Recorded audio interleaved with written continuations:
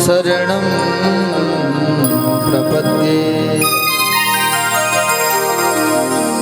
श्री जानकी वल्लभ लाडले श्री प्यारे हनुमान, आय के आसन ग्रहण करो तुम्हें बारंबार प्रणाम।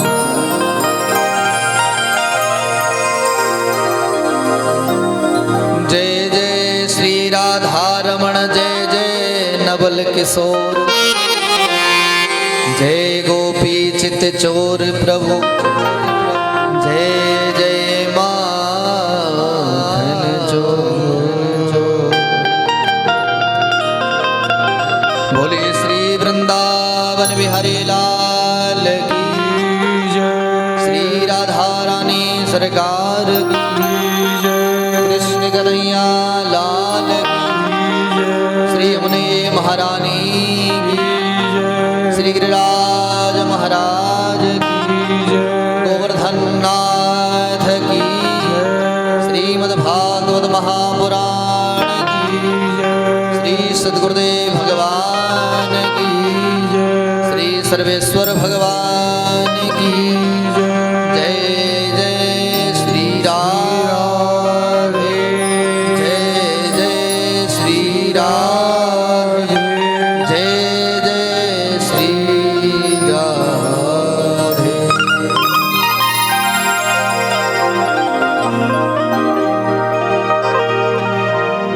परम मंगलमय परात्पर अखिलेश्वर अकारण करुणावरणालय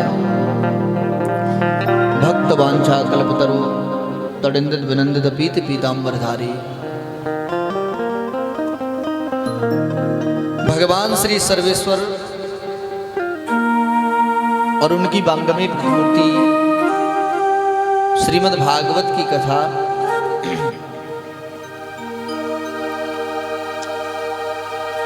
परम सौभाग्य की बात है, परम भाग्य का विषय है। आज ठाकुर जी हमारे ऊपर विशेष कृपा कर रहे हैं, क्योंकि भगवान की जब कृपा होती है तो घर में कोई अच्छा कार्य होता है, लेकिन जब ठाकुर जी की विशेष कृपा होती है ना, तब घर में कोई शुभ कार्य होता है। बोलो राधे राधे। तो ऐसा भक्तिमय अनुष्ठान तो मेरी श्री जी की कृपा से ही प्रारंभ होते हैं प्यारे। बिना किशोरी कृपा के, बिना बिहारी जी की कृपा के ऐसे सुंदर अनुष्ठान प्रारंभ नहीं हो पाते। और हमारे ब्रज में कहते हैं, बोले भैया जब भी कहीं किसी सत्संग में जाए ना, मंदिर में जाएं, इत्यादि धार्मिक स्थान में कहीं भी जाएं, तो तन पवित्र हो न हो जरूरी नहीं होता है। बोले वहां जाने के लिए पवित्रता कहां जरूरी है? बोले मन के अंदर पवित्रता हो, वाणी के अंदर पवित्रता हो, विचारों में पवित्रता हो। और मन और वाणी की पवित्रता केवल और केवल भगवान नाम संकीर्तन से आती है। बोलो राधे राधे राधे। क्योंकि जब तक इस वाणी से भगवत नाम नहीं पुकारेंगे ना, तब तक ये वाणी पवित्र नहीं होगी। क्योंकि वाणी पवित्र तो भगवान के नाम से ही होती है ना। तो आइए बड़े भाव से मिल करके कुछ क्षण अपने मन को श्री बिहारी जी, श्री राधा रानी के चरणों में लेकर के चलते हैं, उस ब्रजमंडल में लेकर चलते हैं जिस ब्रजमंडल में मेरी श्री जी और मेरे ठाकुर जी विराजमान हैं। बोलो राधे राधे। जय जय श्यामा, जय जय श्याम, जय जय श्री वृंदावन। उन किशोरी जी के चरणों में भी प्रणाम है, मेरे बिहारी जी के चरणों में भी प्रणाम है, लेकिन उनके साथ साथ उस ब्रजमंडल भूमि को भी प्रणाम करना है जिस ब्रजमंडल भूमि में मेरी किशोरी जी अवतार लेकर आई हो और मेरे बिहारी जी ने अवतार लिया हो। बड़े भाव से मेरे साथ गाना है। जय जय श्यामा जय जय श्याम, जय जय श्री वृंदावन धाम। जय जय श्यामा जय जय श्याम, जय जय श्री वृंदावन धाम। जय जय श्यामा जय श्याम जय जय श्री वृंदावन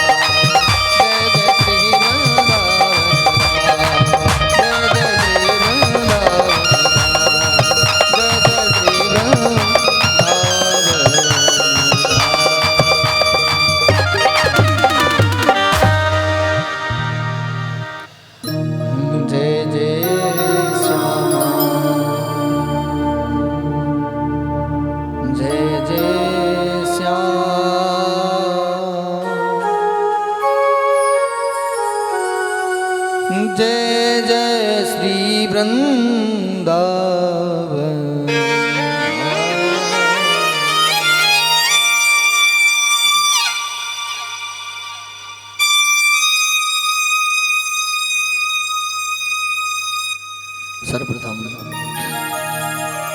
मेरे परम आराध्य श्री सर्वेश्वर भगवान, उनके चरणों में कोटि कोटि प्रणाम नमन वंदन।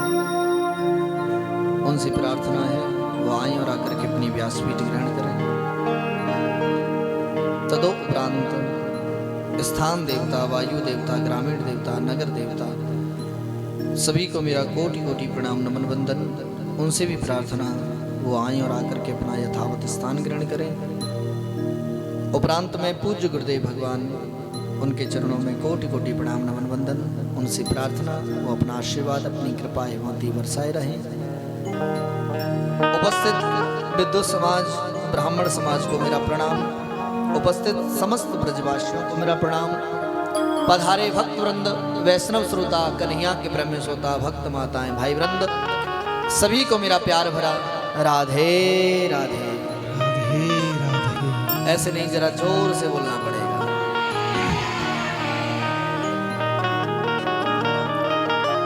आज प्रथम दिवस है भैया, संगीत को कम कर दो, बिल्कुल बिल्कुल कम कर दो।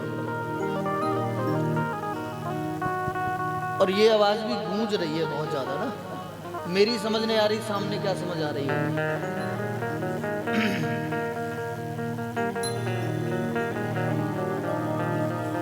राधे श्री राधे श्री राधे।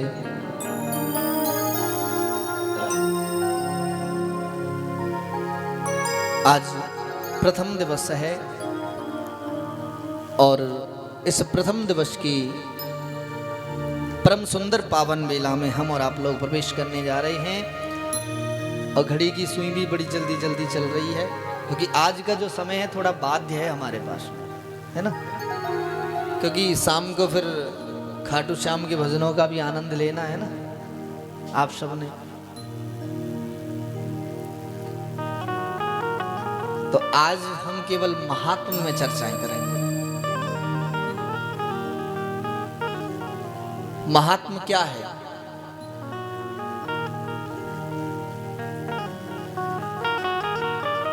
बोले जिसे सुनने हम बैठे हैं या जिससे हम मिलने जा रहे हैं, उसके बारे में जान लेना ही महात्मा है।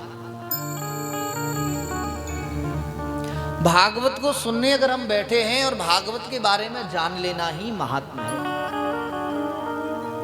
श्रीमद् भागवत कथा क्या है, क्यों सुनी जाती है यह श्रीमद् भागवत की कथा, इसके सुनने से क्या लाभ होते हैं, किसने सर्वप्रथम इस कथा को कहा है, किसने सर्वप्रथम प्रथम श्रोता बन करके इस श्रीमद् भागवतामृत को पान किया है, इत्यादि बातों का जिसमें विशुद्ध विवेचन किया जाता हो उसे हम महात्मा कहते हैं। बोलो राधे राधे।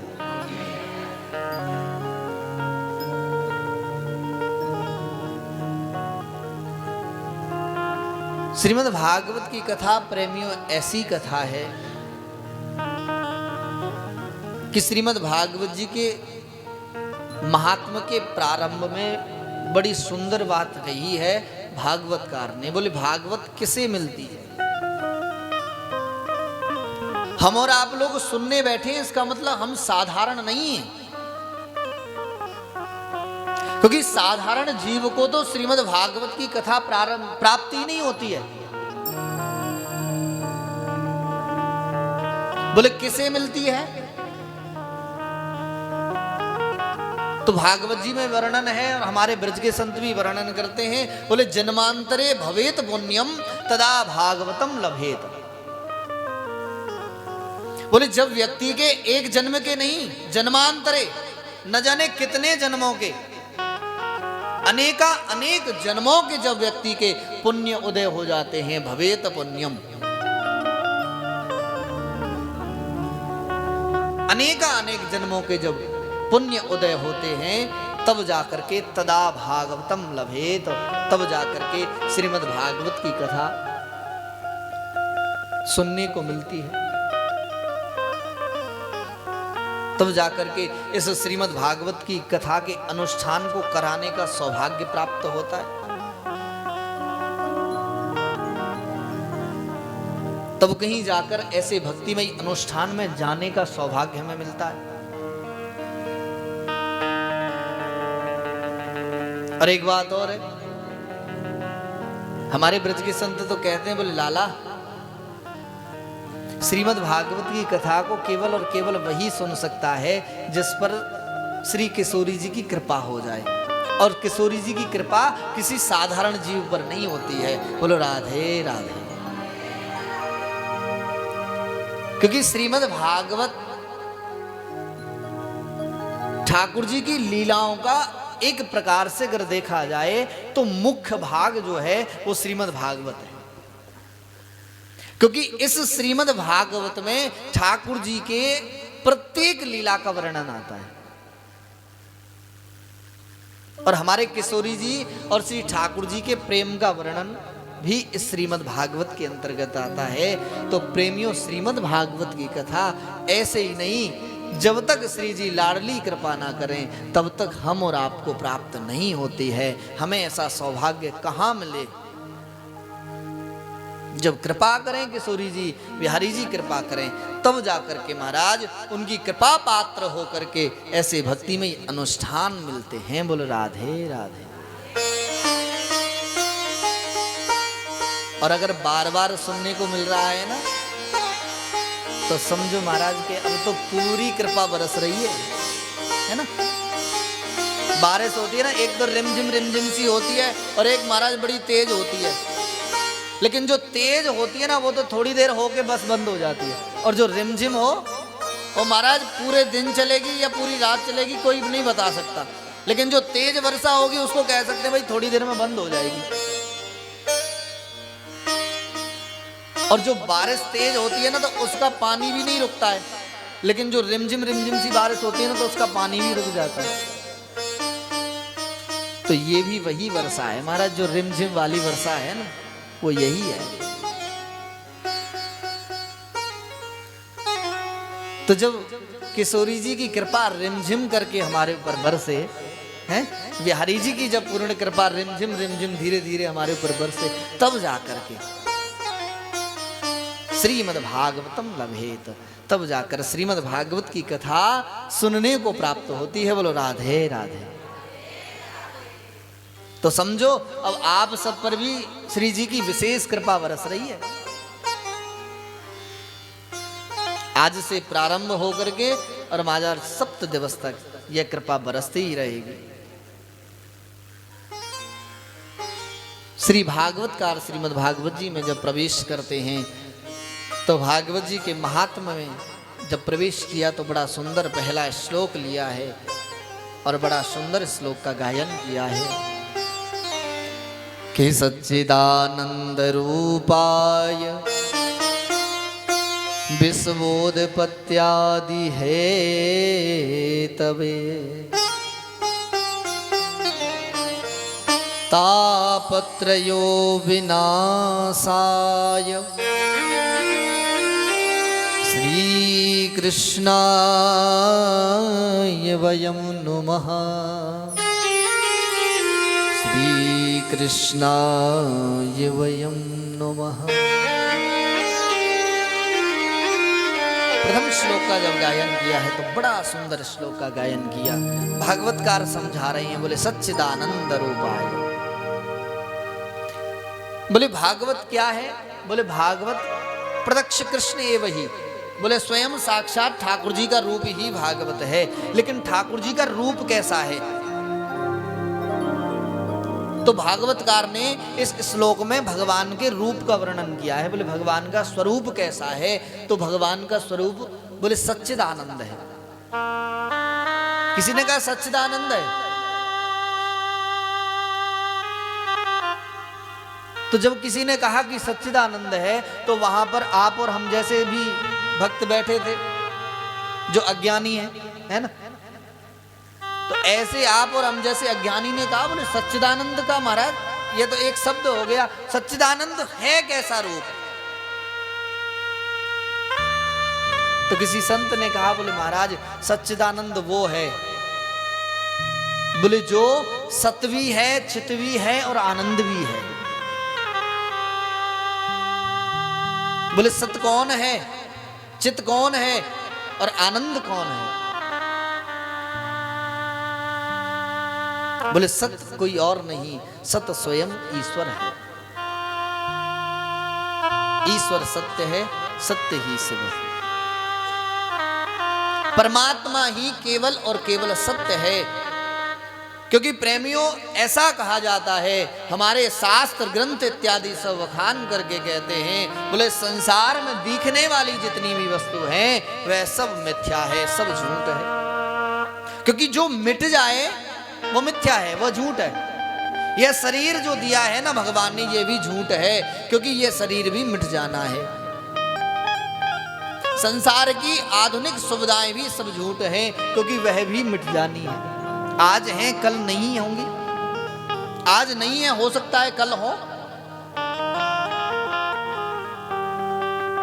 तो अगर देखा जाए तो ये संसार जितना भी हम देखते हैं, यह पूरा विश्व प्रपंचित जो है महाराज, यह पूरा विश्व असत्य है, क्योंकि मिटने वाला है। एक ना एक दिन ऐसा आता है पृथ्वी प्रलंकारी हो जाती है, तो ये संसार मिटता है, ये संसार असत्य है।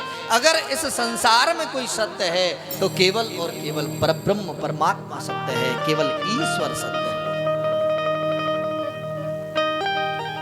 तो सत्य कोई और नहीं, सत्य स्वयं परमात्मा श्री कृष्ण है। और उनके स्वरूप में दूसरा वर्णन लिया है, बोले चित्त क्या है? तो प्रेमियों चित्त माने होता है मन। कई बार जब इधर उधर जाते हैं और वहां हमारा मन नहीं लगता तो कहते हैं ना भाई यहाँ चित्त नहीं लग रहा है ना, इस काम को करने में चित्त नहीं लग रहा, इसको छोड़ो, कोई दूसरा काम करते हैं। तो चित्त माने होता है मन। अब परमात्मा को मन क्यों कहा है, मन की संख्या भगवान को क्यों दी है? तो प्रेमियों भगवान को मन की संख्या इसलिए दी है क्योंकि जीव जो होता है ना वो अपने मन के वशीभूत होता है। मैं और आप सब लोग, हम सब लोग अपने मन के वशीभूत हैं। हमारा मन जो कहता है, हमारे मन ने जैसा हमसे कहा हम वैसा ही करते हैं। मन ने कहा कि ये करना है वही करेंगे, मन कहेगा नहीं ये नहीं करना, नहीं करना महाराज। मन ने कहा कि चलो अब बाजार चलते हैं, घूम आते हैं थोड़ा, भले ही कोई काम हो ना हो, अगर मन ने कहा है तो हम चल देंगे तुरंत से महाराज। मन ने अगर कहा कि मंदिर जाना है तो मंदिर जाएंगे, मन कहेगा कि नहीं जाना तो महाराज कोई कितना भी कह के करके रह जाए लेकिन नहीं जाएंगे। क्यों? क्योंकि हम मन के वशीभूत हो गए हैं। हमारे मन ने हमको अपने वश में कर रखा है, जैसा मन कहता है वैसा हम करते हैं। तो जिसके वश में हम हैं वो जैसा कहता है वैसा हम करते हैं, लेकिन भगवान का मन वो करता है जो भगवान चाहते हैं। बोल राधे राधे। इसलिए परमात्मा कृष्ण को, परम पिता को मन के पति कहा गया है, चित्त के पति कहा गया है, क्योंकि उनका मन वो करता है जो भगवान चाहते हैं और जीव वो करता है जो जीव का मन चाहता है। बोलो राधे राधे। यही तो जीव और परमात्मा में अंतर है। और तीसरी बात कही, बोले आनंद की। आनंद क्या है? तो किसी से पूछा गया, सांसारिक जीव से पूछा गया, हम जैसे किसी अज्ञानी से पूछा, बोले महाराज मन आनंद क्या होता है? तो हम तो सांसारिक लोग हैं ना, तो आनंद संसार में ढूंढते हैं महाराज हैं? अरे महाराज आनंद क्या है? बोले आनंद थोड़ा धन दौलत हो जाए हैं, 2-4 गाड़ियां हो, अच्छा सा बंगला हो, यही आनंद है और क्या आनंद है? बोले और किसी से और से पूछा, बोले महाराज आपको पता है आनंद क्या है? बोले महाराज आनंद तो अच्छा भोजन हो जाए, अच्छा कमरा हो सोने के लिए है, एसी रूम लगा हो, बढ़िया गद्दे पड़े हो और सो जाए और सुबह जागे तो पूछे महाराज कैसा? बोले आनंद आ गया है? संसार की आधुनिक सुविधाओं को हम और आप लोग आनंद समझ करके बैठे हैं कि धन हो जाना, संसारिक सुविधाओं का हो जाना ही हमारी और आपकी नजर में आनंद है। लेकिन हम और आप लोग यह गलती करके बैठे हैं कि संसार की जो आधुनिक सुविधाएं हैं ना प्रेमियों, वो हमें आनंद नहीं, वो हमें सुख प्रदान करती हैं। सुविधाएं जितनी भी हैं वो सब हमें सुख दे सकती हैं, आनंद नहीं दे सकती। तो किसी ने कहा कि महाराज आनंद में और सुख में क्या अंतर है फिर? है? अरे उसी को तो आनंद कहते हैं, लेकिन आप कह रहे हो कि वो आनंद नहीं है, वो सुख और आनंद में फिर क्या अंतर है? बोले सुख में और आनंद में अंतर है। बोले सुख में और आनंद में अंतर सिर्फ इतना है कि जब सुख आता है ना, और आकर के जब सुख जाता है तो अपनी जगह दुख को छोड़ करके जाता है। बोलो राधे राधे। सुख जाएगा तो दुख जरूर आएगा, ये पक्का है महाराज। दुख जाएगा तो सुख आएगा, ये भी निश्चित है। ये इन दोनों का एक दूसरे से परस्पर संबंध बना हुआ है। अगर दुख आया है और जब दुख जाएगा तो सुख अपने आप आ जाएगा, सुख जाएगा तो दुख अपने आप आ जाएगा। ये तो सुख हो गया। और आनंद, बोले आनंद वो है जो एक बार आ तो जाता है लेकिन कभी जाता नहीं है। बोलो राधे राधे। और वो आनंद कौन सा है? बोले वो आनंद है भगवत नाम का आनंद। क्योंकि जो भगवान का नाम एक बार जीवन में आ जाता है ना, फिर महाराज जाता नहीं, कम नहीं होता, बढ़ता ही बढ़ता है?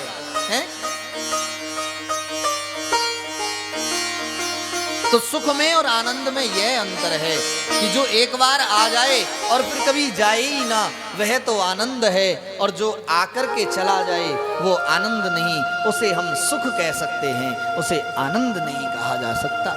बोलो राधे राधे।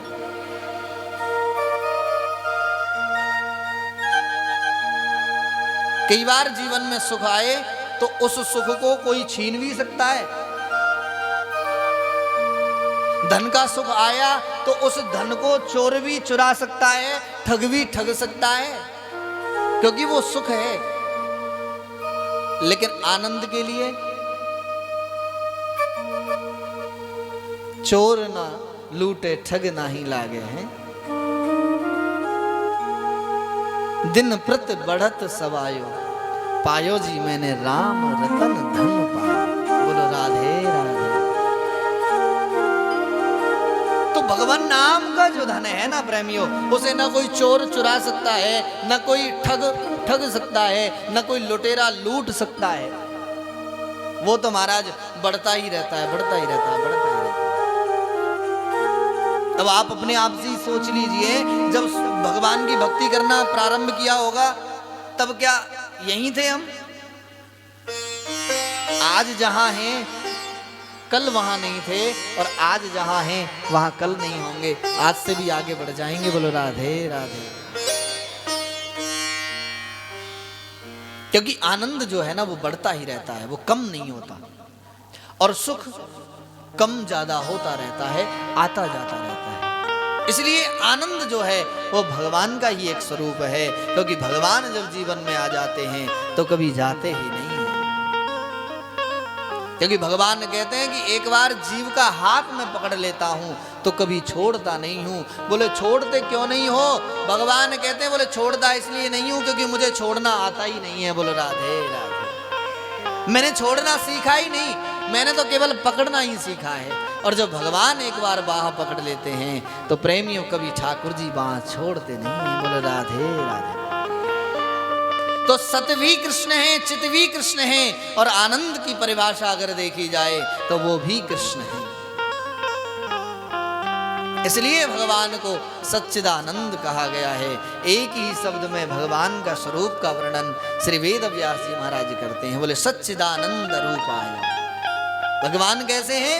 बोले जिन्होंने सतचित आनंद घन तीनों स्वरूपों का रूप धारण करके अवतार लिया हो। सच्चिदानंद रूपाय विश्वोत्पत्त्यादि हेतवे। बोले जो इस विश्व की उत्पत्ति के हेतु हैं, इस विश्व की जो उत्पत्ति करते हैं, इस विश्व का पालन करते हो और जो इस विश्व को मिटा देते हो।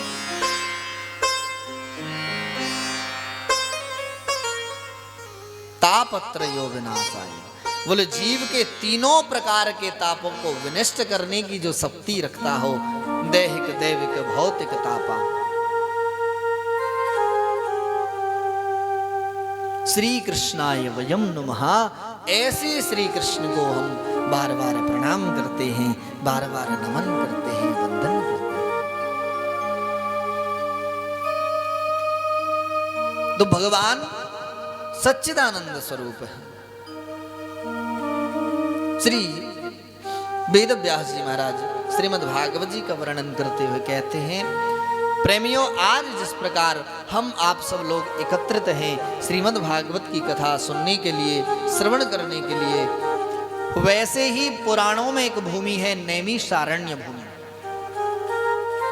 और नैमिषारण्य की जो भूमि है वह परम पवित्र भूमि है। और उस परम पवित्र भूमि में 88,000 ऋषि रहते हैं। जिन 88,000 ऋषियों को सौनकादिक ऋषि के नाम से भी हम और आप लोग जानते हैं। तो जो 88,000 ऋषि सौनकादिक ऋषि वहां रहते हैं, एक दिन समस्त ऋषि जो है महाराज स्नान करके अपनी नित्य क्रियाओं से निवृत्त हुए और नित्य क्रियाओं से निवृत्त होकर के बैठे और बैठ करके जब भजन करने लगे तो मन में विचार जागृत हुआ। क्या विचार आया? बोले मन ही मन सोचने लगे कि ठाकुर जी का भजन तो करते ही करते हैं, इसका आनंद तो आ ही रहा है, लेकिन आज अगर भगवान की कृपा हो जाए, कोई उनके स्वरूप का वर्णन करने वाला कोई मिल जाए, कोई उनकी लीलाओं का वर्णन करने वाला मिले, इन कानों को उनकी लीला सुनने को अगर मिल जाए तो परम आनंद की अनुभूति हो जाए। बोलो राधे राधे। और हमारे ब्रज के संत कहते हैं, बोले जब मन में ऐसा कोई भाव प्रकट होता है ना प्रेमियों,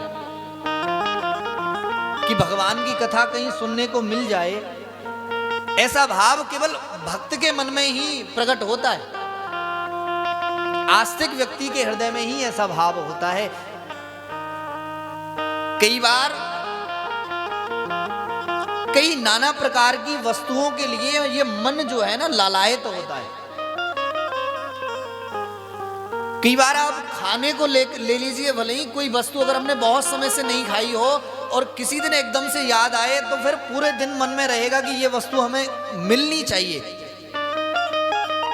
कहीं बहुत दिन से नहीं गए हो, मान लो वृंदावन बहुत दिन से नहीं गए हो, अगर एक बार मन में आ जाए कि वृंदावन जाना चाहिए, तो फिर महाराज जब तक चले नहीं जाएंगे ना, तब तक मन में ये घूमता ही रहेगा कि कब चले जाएं, कब चले जाएं।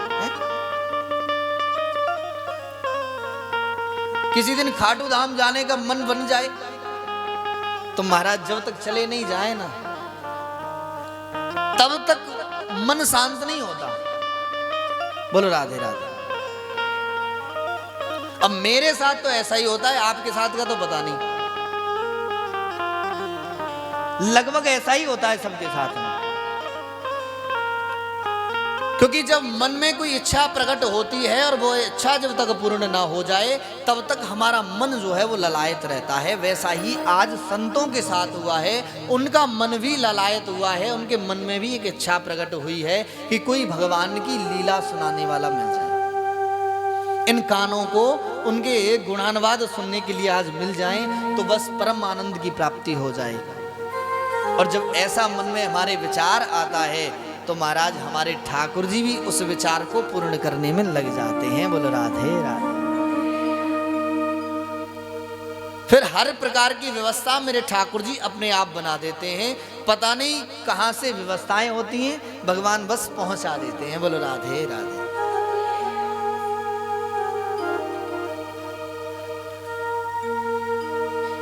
आज जब संतों का मन ललायत हुआ है तो भगवान की कृपा हुई, और महाराज भगवान की कृपा जब हुई तो उन संतों की सभा में एक नवयुवक संत, 20 वर्षीय संत, युवा संत उनकी सभा में पधारे, जिनका नाम श्री सूत जी महाराज है।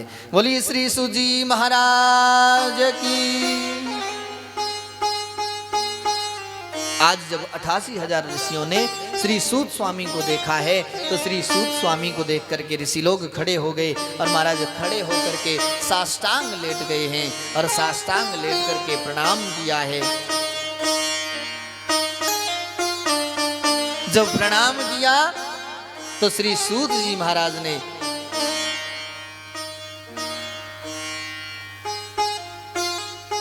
संतों को, श्री सूत जी महाराज कहते हैं, बोले भगवान आप मुझे प्रणाम क्यों करते हो? अरे आपकी ऐसी लंबी लंबी उम्र, आप इतनी लंबी उम्र के हैं, क्योंकि जो सौनकादिक ऋषि जो बैठे हैं ना प्रेमियों, उनकी ऐसी लंबी लंबी उम्र है। कोई 10,000 वर्ष का है, कोई 20,000 वर्ष का है, कोई 5,000 वर्ष का, कोई 15,000 वर्ष, कोई 25,000 वर्ष, ऐसी लंबी लंबी उम्र उन संतों की। और श्री सूत जी महाराज 20 वर्ष के हैं, लेकिन वह इतनी लंबी उम्र लेकर वाले भी संत भी उन श्री सूत जी के चरणों में प्रणाम करते हैं। सूत जी प्रणाम के लिए मना करते हैं, लेकिन संत कहते हैं, बोले महाराज हम शायद आपको प्रणाम नहीं कर रहे, बल्कि बोले धन वृद्धा बल वृद्धा आयु वृद्धा तथैव च ते सर्वे अपि ज्ञान वृद्धा किंकरा शिष्य किंकरा। बोले महाराज धन वृद्धा बल वृद्धा आयु वृद्धा तथैव च। बोले आप क्या समझते हैं जिसके पास धन अधिक है वह बड़ा है? बोले जिसके पास बल अधिक है क्या वह बड़ा है, या जिसके पास में ज्यादा उम्र है क्या वो बड़ा है? संत लोग कहते हैं, बोले महाराज न तो धन जिसके पास अधिक है वह बड़ा है, जिसके पास बल अधिक है न वो बड़ा है, और जिसकी लंबी उम्र है वह भी बड़ा नहीं है। बोले अगर बड़ा है तो कौन? बोले ते सर्वे अपि ज्ञान वृद्धा। बोले इन सभी में अगर कोई बड़ा है तो जिसके पास ज्ञान अधिक है वह सबसे बड़ा है। बोले राधे राधे। और आपका ज्ञान, आपका ज्ञान तो महाराज हमारे अज्ञान रूपी अंधकार को मिटाने के लिए करोड़ों सूर्यों के समान है, करोड़ों सूर्यों के समान। इसलिए भगवान विलंब ना करते हुए हमारे हृदय रूपी, हमारे हृदय में जो अज्ञान रूपी अंधकार बैठा हुआ है उस अज्ञान रूपी अंधकार को मिटाइए, और अपने करोड़ों रूपी जो सूर्य आपके मस्तिष्क में विराजमान है उन सूर्यों की किरणें जो है वो हमारे हृदय में प्रज्वलित कीजिए। प्रेम से कहो राधे राधे। आसन दिया है श्री सूत जी महाराज को, और पूजन करके महाराज बैठ गए सभी संत लोग।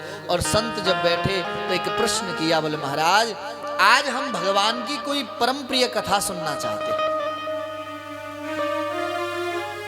श्री सूत जी कहते हैं, ऋषियों बड़ा सुंदर प्रश्न किया आपने। मैं आज आपको भगवान की कोई परम प्रिय ही कथा सुनाऊंगा, और प्रेमियों भगवान की परम प्रिय कोई कथा श्री सूत जी महाराज नहीं बल्कि श्रीमद् भागवत की कथा ही श्री सूत जी महाराज आज ऋषियों को श्रवण करा रहे हैं। बोलो राधे राधे।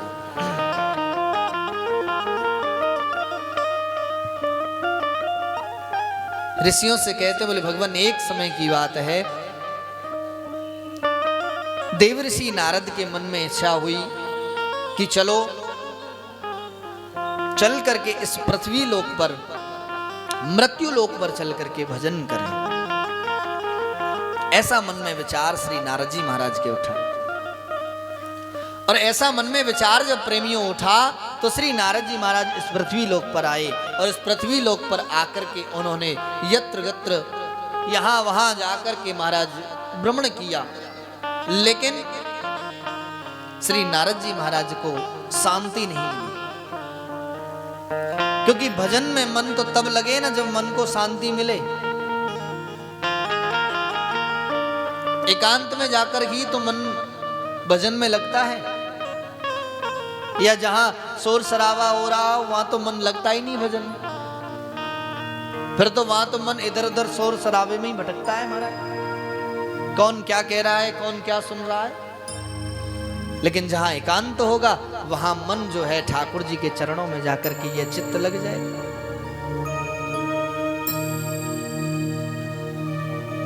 लेकिन नारद जी को महाराज जब संसार में भ्रमण किया सब जगह, लेकिन मन को जब शांति नहीं मिली तो अंत तो गत्वा। श्री नारद जी महाराज ने श्रीधाम वृंदावन की ओर पलायन किया है। और श्रीधाम वृंदावन में जब नारद जी पलायन करते हैं, वृंदावन जब नारद जी पहुंचते हैं तो प्रेमियों वृंदावन में जैसे ही नारद जी ने प्रवेश किया है तो प्रवेश करते ही जो नारद जी का चलायमान मन था, जो मन अभी तक भटक रहा था, वह मन जो है महाराज शांत हो गया है। और शांत हो करके उस वृंदावन की परम सुंदर सुंदर गलियों में नारद जी का मन भटकने लगा है। बोलो राधे राधे। हम भी अपने मन को लेकर चलें वृंदावन। बोलो राधे राधे।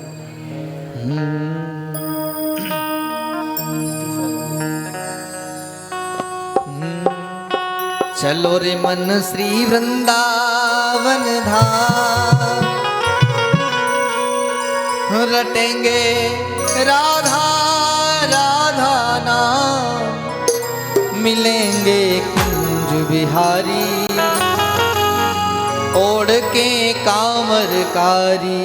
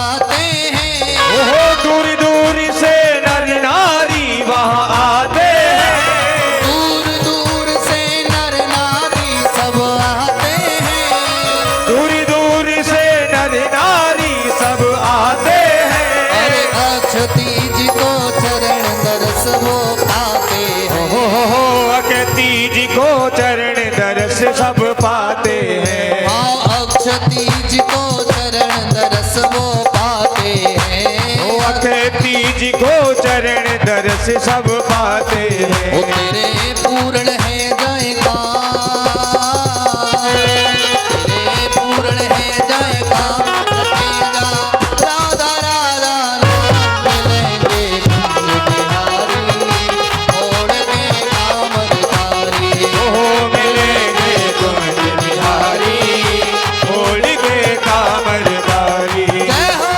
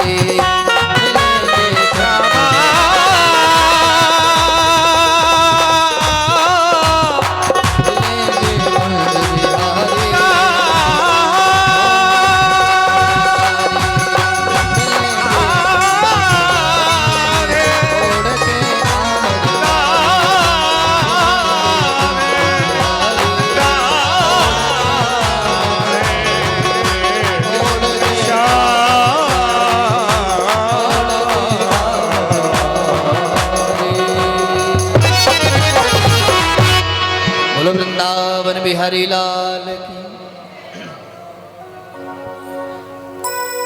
नारद जी महाराज वृंदावन में पहुंच गए महाराज। और वृंदावन में जाकर के श्री नारद जी महाराज जो है, कई दिन नारद जी तो वृंदावन में निकल गए, क्योंकि वृंदावन का तो रस ही ऐसा है प्रेमियों, क्योंकि उस भूमि का प्रताप ही ऐसा है। एक बार वहां पहुंच जाता है ना, सोच कर कुछ जाता है, वहां कुछ और हो जाता है। बोलो राधे राधे। कई बार आप लोग भी यहां से जाते होंगे ना, सोच कर जाते होंगे सुबह जाएंगे शाम को लौटाएंगे,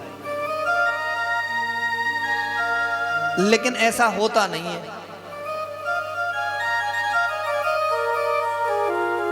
क्यों? क्योंकि यहां से जाना हमारे हाथ में है, वहां से आना जो है ना वो हमारे हाथ नहीं, वो बिहारी जी के हाथ है। बोले कब भेजना है? बोलो राधे राधे।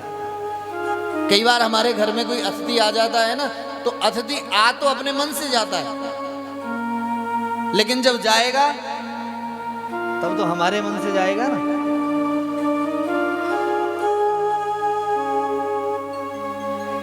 बोलो राधे राधे। तो नारद जी जब वृंदावन में पहुंचे, तो वृंदावन में जाकर के श्री नारद जी महाराज कई दिन जब नारद जी महाराज भटके वृंदावन में, और कई दिन बाद एकदम से याद आया, अरे मैं तो भजन करने के लिए आया था और यहाँ कहाँ इधर उधर घूम रहा हूं।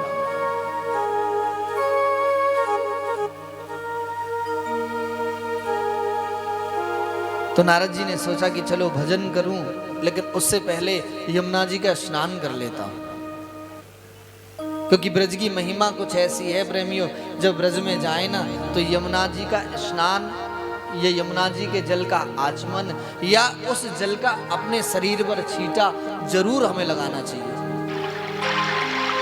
क्योंकि जब तक हमने ऐसा नहीं किया तब तक उस ब्रज भूमि में जाने का पुण्य प्रताप हमें प्राप्त नहीं होता।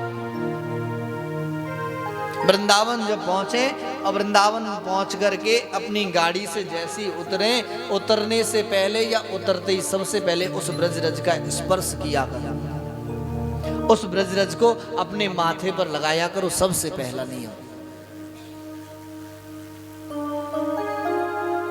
और दूसरा नियम महाराज, यमुना जी के उस जल का अपने शरीर पर जाकर के छिड़काव किया करो, क्योंकि हम पता नहीं कहाँ से आए हैं, रास्ते में होकर के आए हैं, हर तरीके के लोग मिले हैं, अपवित्र हैं या पवित्र हैं, जैसे भी हैं, लेकिन आपके इस यमुना जल का स्पर्श करते ही हम पवित्र हो जाते हैं। उस परम पवित्र रज का स्पर्श करते ही महाराज हमारी भावनाएं पवित्र हो जाती हैं, तब जाकर कहीं हम बिहारी जी के मंदिर में प्रवेश करने के लायक हो पाते हैं। कि रमण रेति लेट्यो नहीं कियो नयम ना पार, रे मन तूने जानो नहीं ब्रज को तत्व महा। बोले जब तक उस ब्रजरज का स्पर्श ना हो जाए, उस जल का पान ना हम कर लें, अपने शरीर से उस जल का स्पर्श ना कर लें, तब तक महाराज उस ब्रज की महत्वता को हम पहचान ही नहीं पाए। क्योंकि प्रेमियों वो ब्रज कोई साधारण जगह नहीं है। साधारण इसलिए नहीं है क्योंकि हमारे ठाकुर जी साधारण नहीं है, और जब हमारे बांके बिहारी साधारण नहीं है, तो क्या वो किसी साधारण जगह पर अवतार ले सकते हैं? हमारे ब्रज में रहने वाले संत तो कहते हैं, बोले महाराज बैकुंठ नहीं चाहिए आपका, हमें नहीं चाहना उस बैकुंठ की। जिस बैकुंठ में इस ब्रज जैसा कुछ है ही नहीं।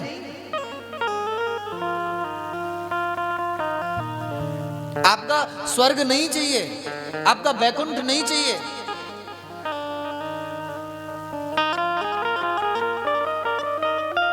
क्योंकि महाराज जो ब्रज में है, जो वृंदावन में है, जो गोवर्धन में है, जो बरसाने में है, वो महाराज आपके तीनों लोगों में कहीं प्राप्त नहीं होता। हमें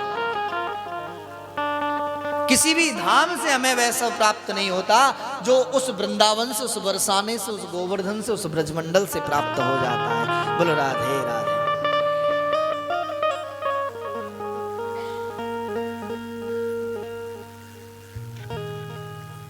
बोले कहा करूं वैकुंठ जाए, जहां ना नंद, जहां ना यशोदा, जहां ना कदमन की छाए। बोले जहां न नंद जैसा दुलार है, न यशोदा जैसा दुलार है, न यशोदा जैसी ममता है, न उन कदमों जैसी छाया है जिन कदम के नीचे मेरे ठाकुर जी खड़े होकर के बांसुरी बजाते थे। जहां कृष्ण का प्रेम देखने को नहीं मिलता, ऐसा बैकुंठ का क्या करना है? ब्रजवासी एक बार जिद पकड़ ली ठाकुर जी से बैकुंठ दर्शन करने की। ब्रजवासियों ने कहा, बोले नहीं कन्हैया, एक बार तेरा बैकुंठ देखना ही देखना है, जाना ही जाना है। भगवान ने कहा, भैया क्या करोगे बैकुंठ जाके, कुछ नहीं है वहां पर। ये जो लाड़ प्यार तुम यहां कर रहे हो ना मुझसे, वहां नहीं है कुछ भी ऐसा। ब्रजवासी बोले नहीं नहीं भैया, अरे बड़े बड़े तपस्वी, बड़े बड़े महात्मा तपस्या करें, बोले बैकुंठ मिल जाए ठाकुर को, हैं स्वर्ग मिल जाए, भगवान आपके बैकुंठ को दर्शन हो जाए, ऐसी तपस्या लोग किया करें। और अब तो तू हमारे पास है, तो हम तो से बैकुंठ की चाहना तो कर ही सके ना। भगवान ने बड़ा समझाया अपने ब्रजवासी, भैया तुम पागल है रहे हो, भोरे हो तुम, मैं सच कह रहे हूं, आप बैकुंठ में एक क्षण नहीं ठहर सकते। क्योंकि प्रेमियों बैकुंठ तो वही राजा महाराजाओं जैसा दरबार है, बस ठाकुर जी का दर्शन हो सकता है, वो भी दूर से। वो वाला दुलार नहीं है जो ब्रजवासी कहे, बोले आज तो लाला ब्रह्मांड घाट पे चलेंगे गैया चरावे, हैं आज गैया चरावे ब्रह्मांड घाट पे जानो है, आज बरसाने चलना है, आज वाह ब्रज की गोपी के घर से माखन की चोरी करनी है। वो बैकुंठ में थोड़ा ही मिलेगा।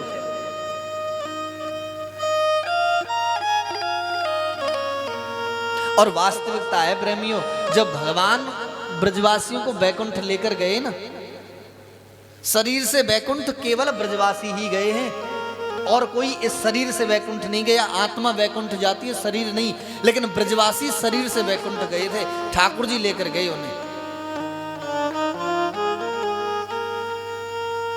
और जब बैकुंठ ब्रजवासी गए तो वहां जब जाकर के देखा कि कन्हैया दूर बैठो है, महाराजन की तरह पुज रहे हो है, लेकिन वहां पर कृष्ण को कृष्ण नहीं कह सकते हम, कन्हैया को कन्हैया नहीं कह सकते, ठाकुर जी को लाला नहीं बुला सकते। वहां पर तो महाराज बड़ी आदर से बड़ी पदवियों के साथ में नाम लिया जाता है। तो ब्रजवासी तो महाराज ठाकुर जी से प्रार्थना करी, बोले भैया हमें नहीं चाहिए तेरा बैकुंठ, हमें तो वहीं ब्रज में छोड़ दे। हम क्या करें ऐसे बैकुंठ को जहां में तो से बोल नहीं सके हैं। तो प्रेमियों, ऐसे बैकुंठ का क्या करना।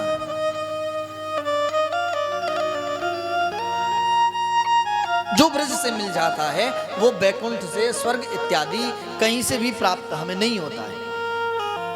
इसलिए उस ब्रज भूमि को, उस ब्रज मंडल को हम साधारण न समझें। वो ब्रज भूमि तो वो है जो महाराज हमारी सोच से भी परे है। जितना उस मंडल भूमि का वर्णन किया जाए उतना ही कम है। नारद जी महाराज ने सोचा कि चलो एक बार यमुना जी का स्नान कर लूं और उसके बाद में फिर भगवत भजन करूंगा। तो प्रेमियों, नारद जी महाराज विचार करके यमुना किनारे पहुंचे। तो वहां जाकर जब नारद जी महाराज ने देखा तो प्रेमियों, एक नव युवा स्त्री जो है बैठी हुई है और उसकी गोद में दो वृद्ध पुरुष पड़े हुए हैं, और वह स्त्री जो है बड़ी जोर से विलाप कर रही है। एक क्षण के लिए नारद जी ने उसकी तरफ देखा और फिर नारद जी महाराज ने पुनः मन में विचार किया कि अरे भजन के लिए आए थे, फिर देखो इधर हमारा मन लग गया। नहीं नहीं, हमें इधर उधर अपना मन नहीं भटकाना है, हमें तो भगवत भजन करना है। जैसे मुड़कर नारद जी चलने लगे वैसे उस स्त्री ने पुनः आवाज लगा दी। नारद जी को देख करके उस स्त्री ने आवाज लगाई है कि भो भो साधु क्षणम तिष्ठः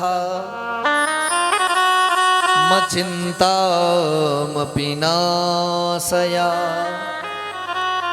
दर्शनम तब लोकस्य सर्वदा गहरम परम। उस स्त्री ने आवाज लगाई, भो भो साधु क्षणम तिष्ठः। अरे ओ महाराज, संत देव, विप्रदेव, ठहर जाइए एक मिनट के। मचिंतामपि नाशया, बोले मेरी चिंताओं का विनाश कीजिए, क्योंकि मैंने सुना है व्यक्ति के जीवन की चिंताएं केवल और केवल संत दर्शन करने मात्र से ही मिट जाती हैं। और मुझे तो आज आप जैसे परम पवित्र संत का दर्शन हुआ है, तो भगवान आप मेरी इन चिंताओं का विनाश कीजिए। जब उस स्त्री ने आवाज लगाई तो नारद जी ने मुड़कर देखा कि कोई पीछे से आवाज दे रहा है। देखा कि वही स्त्री जो नवयुवा है, जवान स्त्री है, और उसकी गोद में दो वृद्ध पुरुष पड़े हुए हैं। वही स्त्री आवाज लगा रही है। नारद जी गए, जाकर कहा, बोले देवी आप कौन हो, क्या परिचय है आपका, और ये जो गोद में वृद्ध पुरुष पड़े हैं ये कौन है।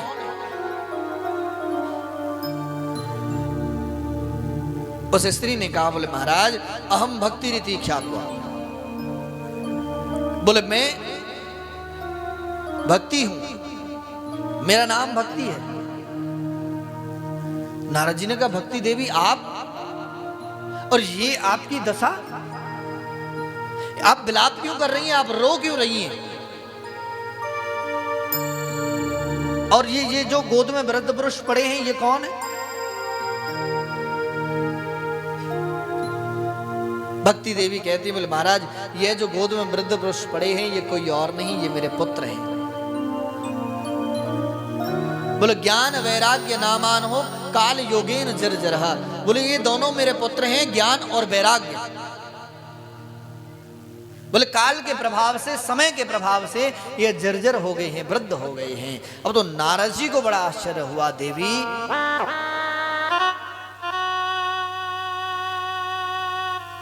ये सब कैसे हो सकता है, क्योंकि जो स्थिति आप बता रही हो यह संसार की रीति नहीं है। क्योंकि माँ वृद्ध हो पुत्र जवान हो यह तो संसार की रीति है, लेकिन माँ जवान है और पुत्र वृद्ध है यह संसार की रीति नहीं है।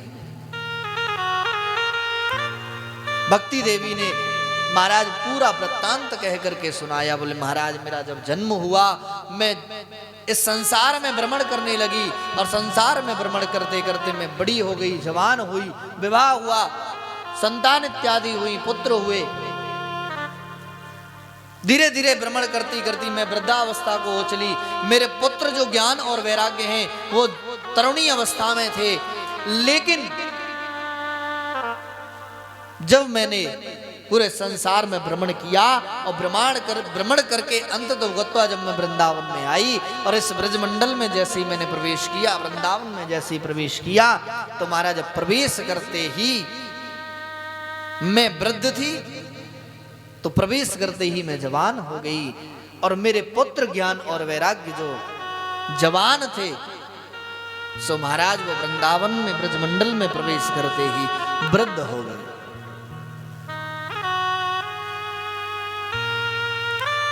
अब नारद जी कहते हैं देवी, भक्ति देवी कहती है, बोले भगवान यही तो मेरे मन की सबसे बड़ी विडंबना है, सबसे बड़ी चिंता यही है मेरे मन में कि मेरे पुत्र जो हैं वो वृद्ध हो गए हैं और मैं जवान हो गई हूं। भगवान आप मेरे पर कृपा कीजिए और कृपा करके मेरी इस चिंता का विनाश कीजिए। प्रेमियों, श्री नारद जी महाराज कहते हैं देवी आप चिंता मत करो, मैं आपकी इस चिंता का विनाश करता हूं, कोशिश करता हूं, आप चिंता मत करो। प्रेमियों, नारद जी महाराज ने वेद वेदांत उपनिषद शास्त्र पुराणों को सुनाया, लेकिन ज्ञान और वैराग्य के जीवन में कोई फर्क नहीं पड़ता है। अंत तो गत्वा नारद जी महाराज गीता का पाठ सुनाते हैं। जब तक गीता का पाठ चलता है तब तक श्री ज्ञान और वैराग्य जो हैं वो जवान हो जाते हैं। और प्रेमियों, जैसे ही नारद जी महाराज गीता पाठ को विराम करते हैं, पूर्ण करते हैं, वैसे ही ज्ञान और वैराग्य जो हैं वो वृद्ध हो जाते हैं। प्रेम से कहो राधे राधे। अब तो प्रेमियों, नारद जी महाराज जो हैं बार बार गीता का पाठ, गीतार पाठे मुहुर मुहुर बार बार गीता का पाठ सुनाने लगे। लेकिन जहां भी एक क्षण के लिए नारद जी रुकते हैं, वहीं महाराज ज्ञान और वैराग्य जो है वृद्ध हो जाते हैं। तो नारद जी जब परेशान हो गए तो एक आकाशवाणी हुई और उस आकाशवाणी ने दो शब्द सुनाई दिए हैं नारद जी को, ता और पा। बोले तप करो तो पता चलेगा कि ज्ञान और वैराग्य की वृद्धावस्था कैसे दूर होगी। बोलो राधे राधे।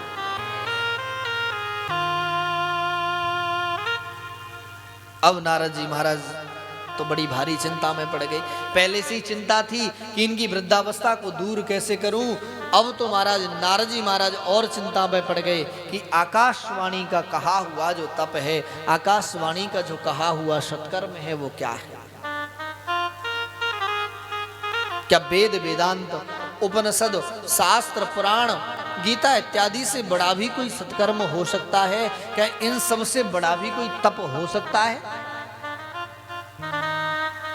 नारद जी कहते हैं, बोले देवी आप कुछ क्षण के लिए यहीं ठहरिए, मैं अभी आता हूं। भक्ति देवी को सांत्वना देकर नारद जी महाराज चले और सीधे बद्रीनाथ धाम पहुंचे। प्रेमी, बद्रीनाथ धाम में ब्रह्मा जी के मानस पुत्र रहते हैं।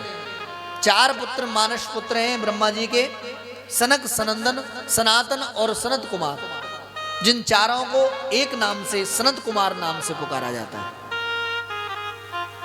सनत कुमारों ने जैसे ही नारद जी को देखा तो नारद जी के चेहरे पर तो बड़ी भारी चिंता थी। चिंता को देखकर सनत कुमार कहते हैं नारद जी से, कथम ब्रह्मन् दीन मुखः कुतश्चिंता तरो भवान त्वरिते गम्यते कुत्रः कुतश्चागमनं तवः। कहिए महाराज, कहाँ से आगमन हो रहा है? कुतश्चागमनम तवः त्वरिते गम्यते कुत्रः। कहाँ जा रहे हो, कहाँ से आ रहे हो, और ये चेहरे पर आपकी चिंता? महाराज, आपका तो स्वभाव है चिंताओं का विनाश करना, क्योंकि नारद जी का स्वभाव है चिंताओं को मिटाना। और आज आप स्वयं चिंता में। प्रभु अगर आप जैसा संत ही चिंतित हो जाएगा तो इस संसार का क्या होगा? इस संसार का कल्याण कैसे होगा? क्योंकि आपका तो स्वभाव चिंताओं को मिटाना है, चिंताओं को ग्रहण करना नहीं है। लेकिन अगर आपने किसी विशेष बात को अपने हृदय में रखा है और उससे चिंता हो गई है, तो वास्तविकता में वह बात कोई चिंता पूर्ण ही होगी। बोलो राधे राधे। कहिए भगवान, क्या बात है जो आपको भी जिस बात ने चिंता में डाल दिया है?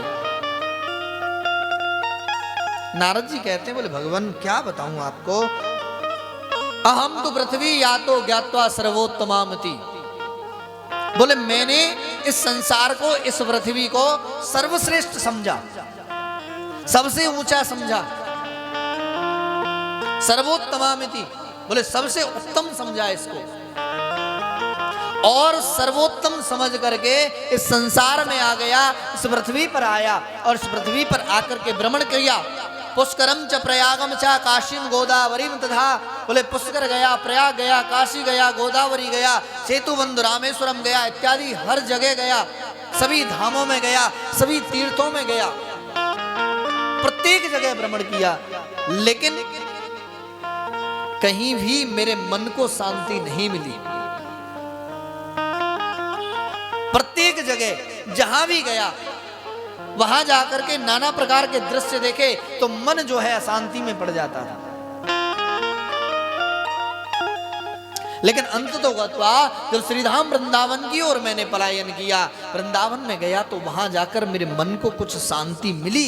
लेकिन जैसे ही यमुना किनारे पहुंचा तो वहां जाकर के एक अद्भुत और आश्चर्य भरा दृश्य देखा।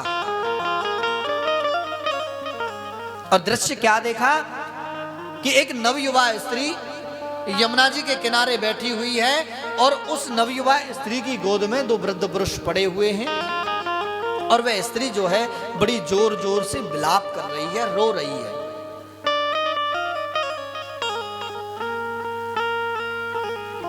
भगवान, मैं जब उस स्त्री के पास गया तो उस स्त्री ने अपना परिचय भक्ति के रूप में देते हुए गोद में जो वृद्ध पुरुष पड़े हुए हैं उन वृद्ध पुरुषों का परिचय अपने पुत्र के रूप में ज्ञान और वैराग्य नाम बताते हुए उनका परिचय देती है।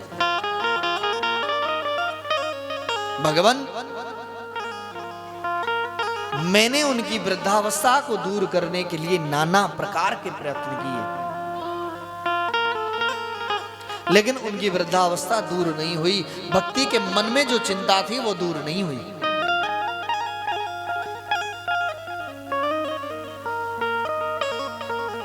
अंत तो गत्वा महाराज, जब मैं गीता का पाठ सुना रहा था तो गीता के पाठ से प्रभाव इतना होता है कि जब तक गीता का पाठ चलता है तब तक ज्ञान और वैराग्य जो है जवान हो जाते।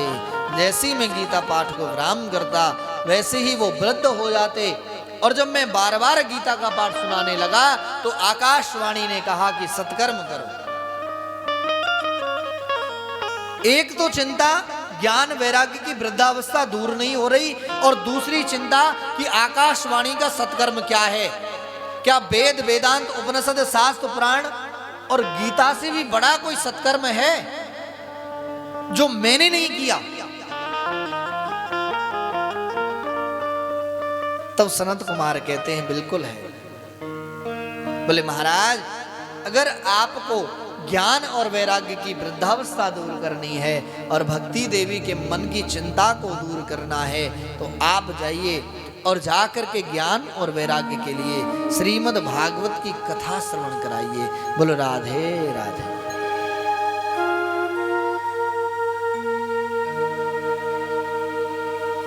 नारद जी बड़ी जोर से हंसे मारे। अरे भगवान, जो वेद वेदांत उपनिषद शास्त्र पुराण इत्यादि गीता इत्यादि जो सब ना कुछ कर सके, क्या यह श्रीमद् भागवत कर सकती है? सनत कुमार कहते हैं बिल्कुल कर सकती है। क्यों? क्योंकि महाराज यह जो श्रीमद् भागवत की जो कथा है वह कथा कोई साधारण नहीं है, क्योंकि यह श्रीमद् भागवत की जो कथा है वह वेद वेदांत शास्त्र पुराण उपनिषद गीता इत्यादि जितने भी ग्रंथ हैं हमारे, सभी ग्रंथों का जो सार है वो श्रीमद् भागवत ही है। बोलो राधे राधे। जिस प्रकार दूध का जो सार है वो घी होता है, उसी प्रकार से वेद वेदांत दुनिया के समस्त ग्रंथों का जो सार है वो श्रीमद् भागवत है। बोलो राधे राधे। तो सार जो होता है वो सबसे ज्यादा मूल्यवान होता है। दूध से ज्यादा मूल्यवान दही होता है ना?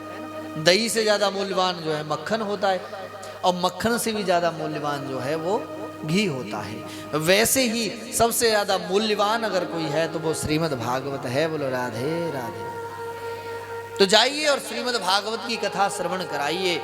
तो महाराज नारद जी महाराज ने जब देखा कि यह सब वेद वेदांतों का सार है, तो नारद जी ने कहा बोले भगवान वेद वेदांत इत्यादि सुना सकता था, लेकिन श्रीमद् भागवत की कथा नहीं सुना सकता। वह तो आपको ही चलना पड़ेगा और आप ही चल करके भक्ति के लिए श्रीमद् भागवत की कथा सुनाइए। सनत कुमार कहते हैं नारद जी आप जानते हैं कि हम ज्यादा दूर नहीं जाते। नारद जी बोले महाराज आप ज्यादा दूर नहीं जाते तो आप चिंता मत कीजिए, कुछ दूर आप चलिए, कुछ दूर मैं भक्ति देवी को और ज्ञान वैराग्य को लेकर आता हूँ। जहाँ भी बीच में संगम पड़ेगा आप दोनों का, जहाँ मिलन होगा वहीं आप कथा कर देना। बोलो राधे राधे। बोले ठीक है महाराज। तो बद्रीनाथ धाम से जब नीचे उतर के आते हैं और वृंदावन से जब चलते हैं तो दोनों की ठीक दूरी के बीच में पड़ता है हरिद्वार। बोलो राधे राधे। हरिद्वार से वृंदावन की दूरी भी उतनी है और हरिद्वार से बद्रीनाथ धाम की दूरी भी उतनी है। बोलो राधे राधे। जोर से बोलना पड़ेगा। तो महाराज हरिद्वार में श्री नारद जी महाराज ने तैयारी कराई है, और जब हरिद्वार में बड़ी सुंदर तैयारी नारद जी महाराज के द्वारा हुई, हरिद्वार के संतों को पता चला कि भाई नारद जी कथा करवा रहे हैं और सनत कुमार कथा करने आ रहे हैं। तो महाराज एक दूसरे से संत प्रचार करते हैं। बड़ी भारी समूह में संत जो है इकट्ठे हो गए हैं। इधर नारद जी महाराज ने 3 आसन बिछा दिए, भक्ति देवी के लिए, ज्ञान के लिए, वैराग्य के लिए, और यहाँ व्यास गद्दी लगा दी है। एक नहीं 4 व्यास गद्दी लगाई है, क्योंकि सनत कुमार जो है वो 4 भाई हैं और वो जहां भी जाते हैं वो एक साथ ही जाते हैं। महाराज 4 व्यास गद्दियां लगाई हैं और 4 व्यास गद्दियों को लगा करके नारद जी प्रार्थना भक्ति देवी से करते हैं, देवी आप आइए और आकर विराजमान हो जाइए। यह श्रीमद् भागवत की जो कथा है मैं आपके लिए ही, आपके निमित्त ही करवा रहा हूं। बोलो राधे राधे। भक्ति देवी ज्ञान वैराग्य आकर के विराजमान होते हैं और श्रीमद् भागवत की कथा संत कुमारों द्वारा प्रारंभ होती है। नारद जी महाराज एक प्रश्न करते हैं, बोले भगवान आपने श्रीमद् भागवत की बड़ी बड़ाई की है, ठीक है, कोई व्यक्ति बड़ाई योग्य होता है तो उसकी बड़ाई की भी जाती है, लेकिन मैं यह जानना चाहता हूं कि महाराज कोई भगवान का भक्त हो, जो भगवान का कोई प्रेमी है, और उस भगवान के प्रेमी ने, भगवान के उस भक्त ने भागवत की कथा को सुना और सुन करके वह तर गया, उसका कल्याण हो गया, उसकी मुक्ति हो गई। ये कोई बड़ी बात नहीं, ये कोई विशेष बात नहीं। क्यों? क्योंकि वो भगवान का भक्त तो पहले से ही था, भगवान का भक्त है, पहले से ही कथा सुन ली, तर गया, तो ये कोई बड़ी बात नहीं है। मैं तो यह जानना चाहता हूं कि क्या कोई व्यक्ति जीवन भर पाप कर्म करे, क्या वह पापी व्यक्ति कथा सुने और सुनकर कि क्या वो तर सकता है, क्या उसका कल्याण हो सकता है? सनत कुमार कहते हैं बिल्कुल हो सकता है। आप केवल कहते हो पापी व्यक्ति, अरे नारद जी मैं तो यहां तक कहता हूं कि कोई व्यक्ति अगर जीवन भर पाप कर्म करता है और पाप कर्म करने के बाद भी जो व्यक्ति मर जाता है, मर करके भी अगर जिसे भूत प्रेत पिशाच इत्यादि की योनि जिसे प्राप्त हो जाती हो, उस योनि में जाकर के भी अगर उसके नाम से भी हम कथा करवा देते हैं तो भी उस व्यक्ति की, उस जीव का कल्याण हो जाता है, उसकी मुक्ति हो जाती है। बोलो राधे राधे। पिशाच इत्यादि की योनि में पड़ा होने के बाद भी जीव श्रीमद् भागवत की कथा से उसका कल्याण हो जाता है। प्रेमियों, नारद जी कहने लगे, बोले भगवान ऐसा कभी हुआ भी है या फिर आप ऐसे ही कह रहे हैं? सनत कुमार कहते हैं बिल्कुल हुआ है। तो महाराज एक कथा श्री सनत कुमारों ने सुनाई है, धुंधकारी उपाख्यान श्री सनत कुमार सुनाते हैं। प्रेम से कहो राधे राधे। बोले एक परम पवित्र नगर था, उत्तम नगर, और उसमें एक ब्राह्मण और एक ब्राह्मणी रहा करते थे। श्री आत्मदेव ब्राह्मण देव का नाम है और धुंधली देवी जो है उनकी पत्नी का नाम था। घर में संतान नहीं थी, घर में एक तुलसी का विरवा भी था, खूब अपने हाथों से उसका पोषण किया करते थे, लेकिन कभी हरा भरा नहीं होता। घर में गाय भी थी, लेकिन कभी बछड़ा या बछिया नहीं देती थी। पंडित जी महाराज बड़े सरल स्वभाव के थे और उनकी पत्नी जो है वो बड़ी तीव्र स्वभाव की थी। जैसा सरल स्वभाव पंडित जी का था, उसके ठीक विपरीत उनकी पत्नी का स्वभाव था। कई बार ठाकुर जी से कहते रहते, बोले भगवान आपने सब कुछ दिया है, धन धान्य की कोई कमी नहीं है, लेकिन संतान सुख नहीं दिया आपने। घर में गाय भी है, उसका भी खूब मैं पालन पोषण करता हूं, लेकिन वह भी कभी बछड़ा या बछिया नहीं देती। भगवान ऐसा कौन सा मुझसे पाप कर्म हो गया जो आपने यह मुझे सजा दी है? तो एक बार की बात, वह संत जो ब्राह्मण देव है वो महाराज मन ही मन बड़े दुखी हुए और दुखी होकर एक संत के पास पहुंच गए और संत से जाकर के प्रार्थना की। तो संत ने ध्यान लगाकर देखा तो कहा, बोले महाराज आपको इस जन्म में तो क्या, आपके तो अगले 7 जन्मों तक कोई संतान नहीं। लेकिन आत्मदेव जी ने महाराज कहा, बोले भगवान मैं तो इसी जन्म में आपसे संतान का वर प्राप्त करने आया हूं। अगर आप संतान का वर दोगे तो मैं ठीक है, अन्यथा मैं आत्महत्या करके मर जाऊंगा, घर लौट कर नहीं जाऊंगा। अब संत तो होते ही हैं कोमल हृदय के संत, हृदय नवनीत समाना। संत ने जब देखा कि ब्राह्मण बालक है, ज्यादा ही दुखी है, प्रसन्न हो गए, फल लिया, फल लेकर अभिमंत्रित किया, अभिमंत्रित करके दे दिया। बोले जाकर अपनी पत्नी को खिला देना, भगवत कृपा से तुम्हारे घर में एक विद्वान बालक उत्पन्न होकर के आएगा इस फल से। आत्मदेव जी बड़े खुश हुए, फल लेकर आए, अपनी पत्नी को दे दिया और दे करके नियम इत्यादि बता करके कर चले गए। लेकिन धुंधली तो धुंधली है ना महाराज, जैसा नाम है वैसे ही गुण है, यथा नामना तथा गुण। धुंधली नाम है तो जैसा धुंधली नाम है वो तो आप ही सोच ही रहे होंगे, विचार भी मन में आ रहा होगा कैसी होगी धुंधली। धुंधली ने मन में विचार किया, इस फल को खाऊंगी, फल को खाने से गर्भवती हो जाऊंगी, लेकिन उस बालक को 9 माह तक गर्भ में कौन रखेगा? हैं?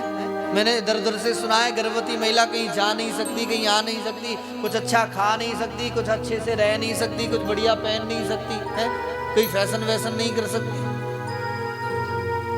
धुंधली ने कहा मेरे बस की बात नहीं है इसे खाना,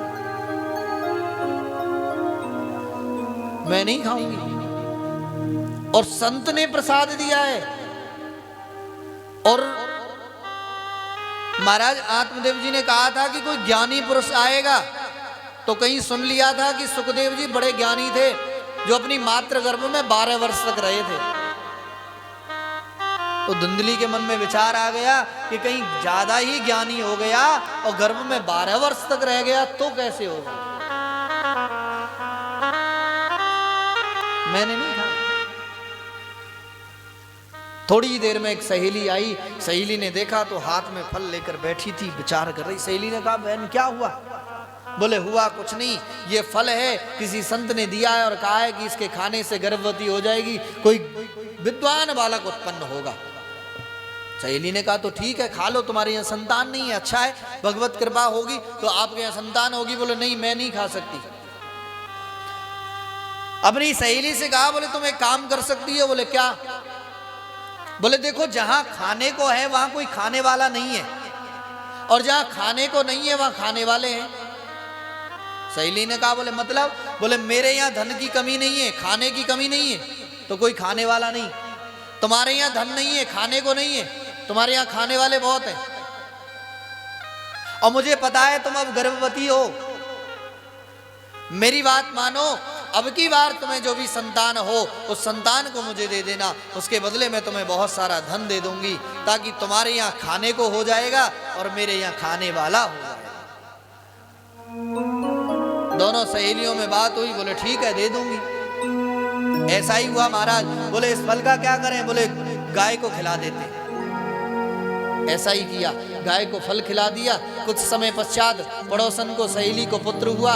उसने आकर के धुंधली को पुत्र दे दिया, और धुंधली ने तो कह दिया बोले महाराज मुझे पुत्र हुआ है, पुत्र हुआ है, पुत्र हुआ है। प्रेम से कहो राधे राधे।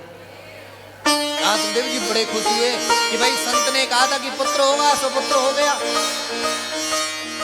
अपनी पत्नी से कहा कि देवी अपने बालक का नामकरण कर देते हैं, क्योंकि सबके बच्चों का नामकरण करते हैं तो अपने का भी कर लेते हैं। धुंधली बोली कर लीजिए, क्या नाम रखोगे? आत्मदेव जी ने कहा बोले मेरा नाम आत्मदेव है, सो अपने पुत्र का नाम परमात्मा देव रखूंगा। बोलो राधे राधे। धुंधली ने कहा ऐसा नहीं होगा।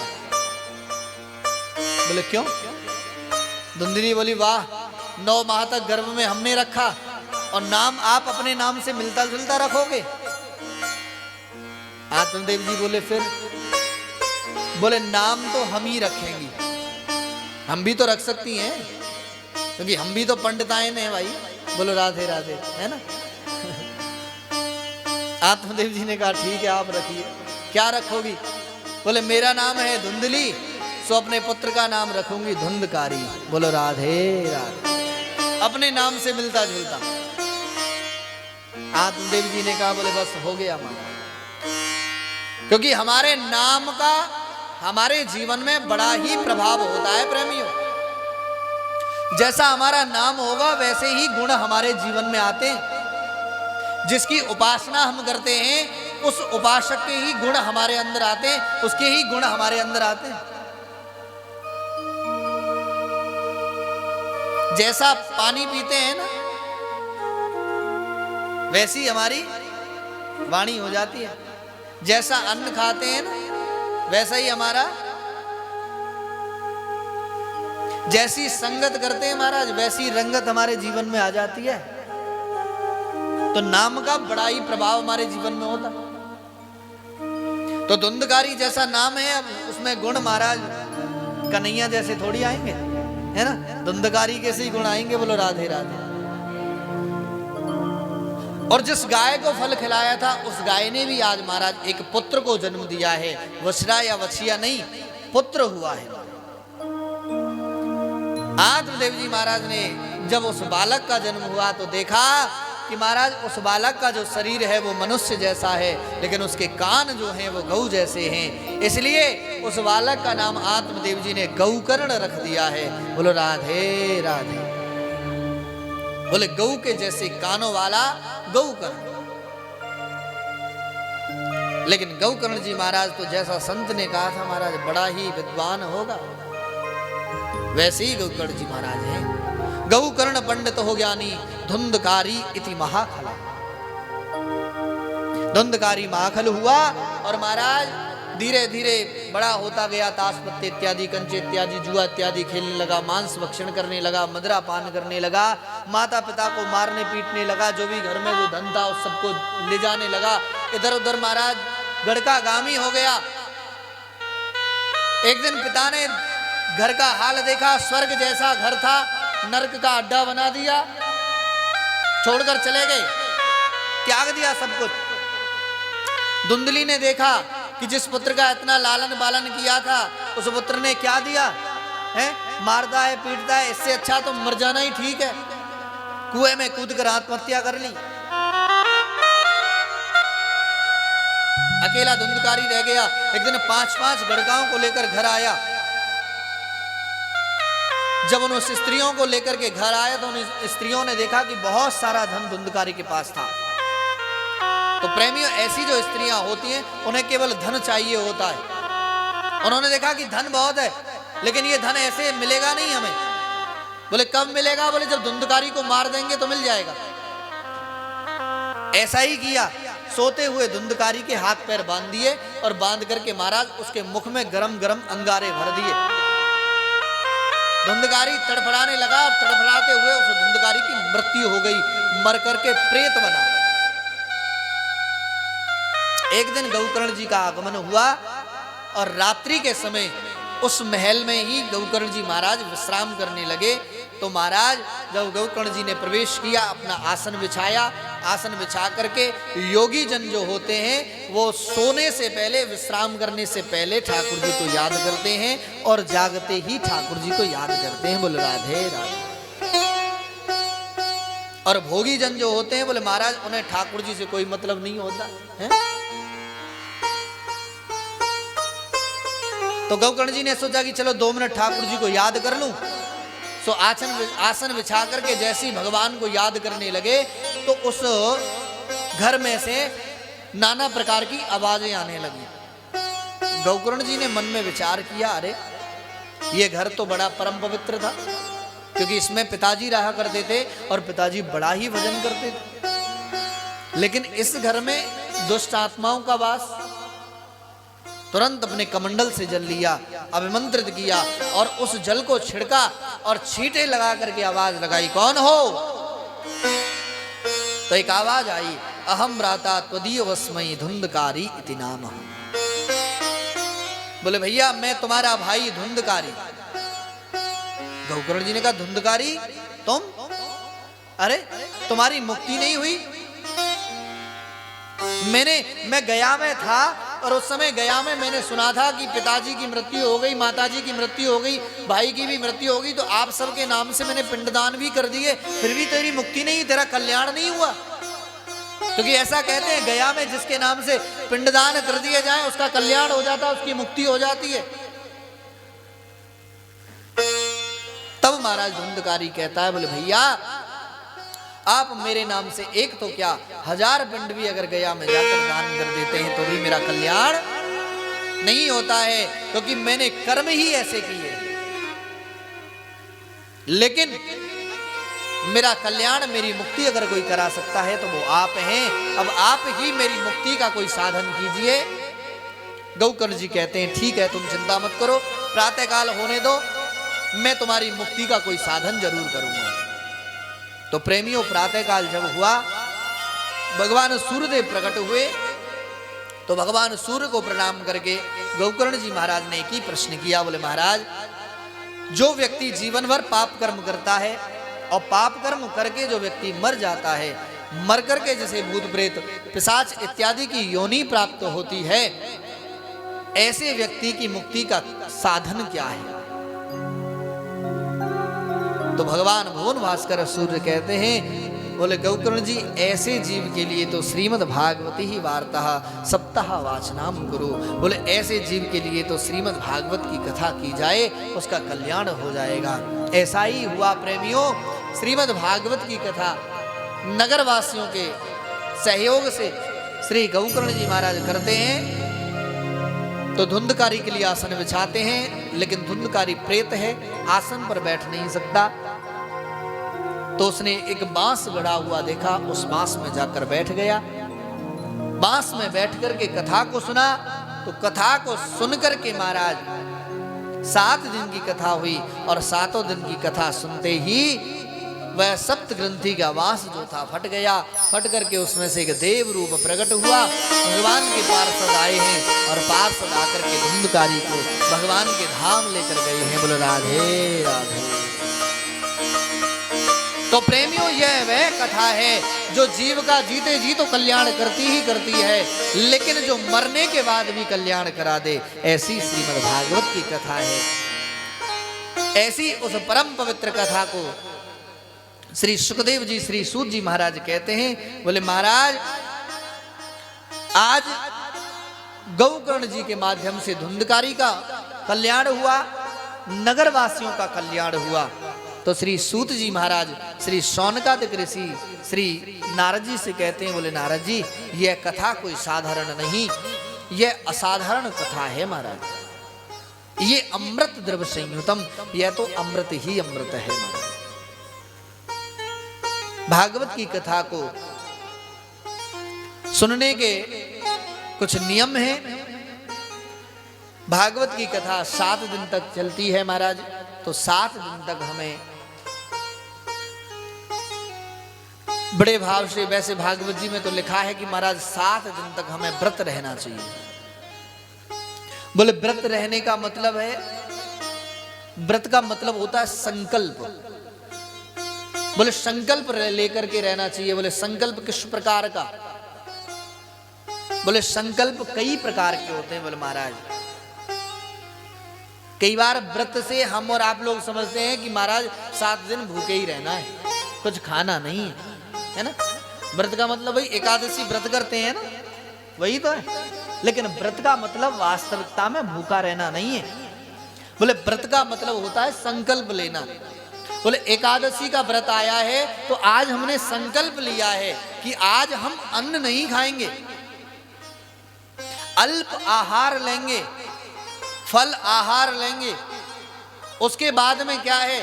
बोले महाराज आज हम अपने हृदय में काम प्रकट नहीं करेंगे, आज अपने मन में क्रोध नहीं आने देंगे, आज मन में लोभ प्रकट नहीं होने देंगे, आज हमें मोह नहीं सताएगा, इत्यादि प्रकार के हमें संकल्प लेने चाहिए। तो वैसे ही कथा में भी नियम है कि कथा में भी हमें संकल्प लेने चाहिए। काम, क्रोध, लोभ, मोह, अहंकार इत्यादि को हमें त्याग देना चाहिए। 7 दिन तक महाराज ब्रह्मचर्य का पालन करते हुए कथा को सुनना चाहिए। किसी पे क्रोध नहीं करना चाहिए, हमें क्रोध को त्यागना चाहिए। क्योंकि महाराज एक बार क्रोध करने से न जाने कितने समय का भजन हमारा नष्ट हो जाता है। बोलो राधे राधे।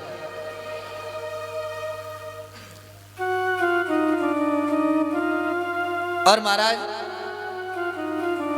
वैसे भी कहा गया है कि व्रत लेना चाहिए तो महाराज 7 दिन तक प्रयास ऐसा करें कि महाराज अन्न त्याग दें। बोले नारद जी तुरंत खड़े हो गए, बोले महाराज क्षमा चाहते हैं, अभी तो सतयुग त्रेता इत्यादि चल रहा है, ठीक है, कलयुग में नहीं होगा ऐसा। तो कलयुग में नहीं रह सकता कोई भूखा मां। बोले उसके लिए क्या करें? बोले उसके लिए है कि एक समय भोजन कर ले। बोले नहीं हो तो बोले 2 समय 2 बार कर ले दिन में। नारद जी ने बोला अगर 2 बार से भी नहीं चले काम, फिर बोले फिर 3 बार कर ले भैया।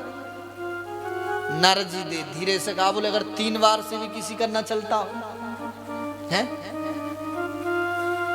तो सनत कुमार बोले कि आप 3 बार क्या 10 बार भोजन करो तो भी कोई दिक्कत नहीं है। बोले परेशानी फिर क्या है भोजन से? बोले परेशानी सबसे बड़ी ये है कि महाराज कथा के समय हमें आलस्य ना आए, इसलिए कहा गया है कि भोजन कम करना चाहिए। बोलो राधे राधे। बोले उन सब नियमों को नहीं कर सकता तो इतना कर ले कि बोले जब तक कथा चले 3 घंटे 4 घंटे, उस समय हम इतना प्रयास करें कि कुछ खान पान हम न करें, न कुछ खाएं न कुछ पिएं। इन नियमों को हम धारण करें। भोजन भी कथा से 2 घंटे पहले कर लें ताकि जो आलस्य आने वाला है उन 2 घंटों में आले, जो कथा का टाइम हो बिल्कुल फ्रेश होकर बैठे। बोले राधे राधे। क्योंकि आलस्य ना आए, क्योंकि अगर आलस्य आया तो नींद आएगी और नींद आई तो महाराज कथा गई, फिर तो हम सोता रह जाएंगे, है ना। और हमें सोता नहीं होना, हमें तो श्रोता बनना है। इत्यादि नियमों का पालन करना चाहिए और महाराज बड़े प्रेम से, बड़े भाव से, भक्ति युक्त होकर के कथा को सुनना चाहिए। श्रीमद् भागवत जी की वेदियों की नित्य प्रतिदिन पूजा इत्यादि करनी चाहिए। उसके पश्चात में महाराज श्री नारद जी महाराज कहते हैं, बोले भगवान ये तो नियम हुए, लेकिन इसके सुनने से मिलता क्या है? क्योंकि कलयुगी जीव है ना, जब तक लाभ नहीं पता चले तब तक काम नहीं करेगा। बोलो राधे राधे, है ना? बोले ये काम करूंगा, 1 लाख रुपए इसमें लगाऊं तो इससे लाभ क्या होगा, कितने रुपए का प्रॉफिट आएगा, तब तो महाराज आगे बढ़ूं, नहीं तो रह नहीं दो। है कथा सुने तो लाभ क्या मिलेगा, तब तो कथा सुने। और जब लाभ ही नहीं मिले तो महाराज फिर काहे को समय खराब करूं। बोले लाभ मिलता है। लाभ क्या मिलता है कि प्रेमियों, श्रीमद् भागवत जो है वो कल्प वृक्ष है। और कल्प वृक्ष का स्वभाव क्या है? बोले कल्प वृक्ष का स्वभाव वह होता है, जो भी जीव कल्प वृक्ष की छांव में बैठता है और कल्प वृक्ष की छांव में बैठकर जो मांगता है, जो उसकी चाहना होती है, वह उस चाहत को कल्प वृक्ष पूर्ण कर देता है। बोले राधे राधे। वैसे ही श्रीमद् भागवत जी है, बोले जो जीव मन क्रम वचन ध्यान से कथा को सुनता है उसकी मनोकामना पूर्ण हो जाती है। लोभी को धन की प्राप्ति होती है, निर्धन को धन की प्राप्ति होती है, रोगी के रोग मुक्त हो जाते हैं। तो जैसी जिसकी कामना है उसको श्रीमद् भागवत जी प्रदान करती हैं। लेकिन कब? जब मन क्रम वचन और ध्यान से कथा को सुनेगा, नियम से सुनेगा। बोलो राधे राधे। नहीं तो ऐसा हो जाएगा कि एक बार हमारे पास हमने कथा में कहा कि महाराज कथा होती है, कथा पूर्ण होती ही विमान लेने आता है। अगर कोई ध्यान से कथा सुने तो विमान लेने आता है। तो एक माता जी ने कथा को 7 दिन बड़े ध्यान से सुना और कथा पूर्ण हुई तो माता जी तो उस दिन बड़े भाव से तैयार होकर के आई थी। बोले आज विमान आएगा। शास्त्री जी ने कहा है, महाराज जी ने कहा कि विमान आता है कथा पूर्ण होते ही। तो कथा पूर्ण हो गई। हम जैसे उतर के चलने लगे, माता जी बोली पंडित जी अभी विमान नहीं आया है। मैंने विमान नहीं आया? बोले हाँ मैंने आएगा, चिंता मत करो। बोले मैं इंतजार करूं? मैंने कहा माता जी विमान ऐसे ही थोड़ी आता है। बोले फिर? बोले विमान को बुलाने के लिए मैंने कहा आपको बड़ी भक्ति करनी पड़ेगी और भक्ति के साथ साथ में कथा को भी बड़े ध्यान से, वचन के साथ में, इत्यादि नियमों के साथ सुनना पड़ेगा, तब जाकर विमान आता है। बोलो राधे राधे। तो ऐसा ना हो जाए लास्ट में आपको भी कुछ मिले कि नहीं मिले, कहीं आप पकड़ ले महाराज हमें तो कुछ मिला नहीं। इसलिए मन क्रम वचन और ध्यान से जब कथा को सुनते हैं तो श्रीमद् भागवत जी में महाराज, श्रीमद् भागवत जी ऐसी हैं, ऐसे कल्प वृक्ष हैं कि जीव की उस मनोकामना को पूर्ण कर देते हैं। बोलो राधे इत्यादि नियमों के साथ में श्री सूत जी महाराज आज की इस महात्मयी कथा को तो हम केवल नियमों की चर्चा करके ही विराम करेंगे, क्योंकि समय होता जा रहा है, 5:30 हो गए हैं। आगे खाटू श्याम जी का कीर्तन भी आप सब लोगों ने सुनना है, तो इसलिए आज की कथा को तो थोड़े समय में बद्ध होकर के हमने किया है। लेकिन कल से जो कथा का समय है वो 3 बजे से और 6 बजे तक की कथा रहेगी। बोलो राधे राधे। 3 से 6 का टाइम सही है ना? तो कल जो समय है 3 से 6 बजे तक का रहेगा। आइए एक भजन का आनंद लेंगे, उसके बाद में हम और आप सब लोग आरती करेंगे। बोलो राधे राधे।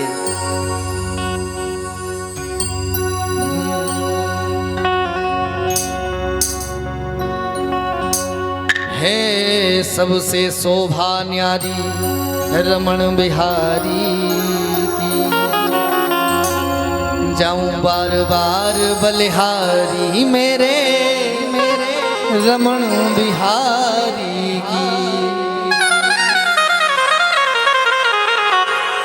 है सबसे शोभा न्यारी रमण बिहारी की, है सबसे शोभा न्यारी रमण बिहारी की, जाऊं बार बार बलिहारी मेरे रमण बिहारी की।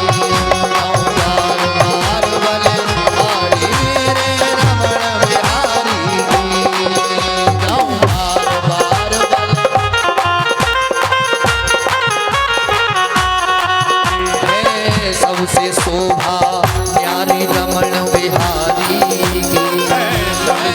सबसे शोभा न्यारी रमण बिहारी है, सबसे शोभा न्यारी रमण बिहारी की है, सबसे शोभा न्यारी रमण बिहारी। जाऊं बार बार बलिहारी मेरे रमण बिहारी की। जाऊं बार बार बलिहारी मेरे रमण बिहारी की। श्री राधे।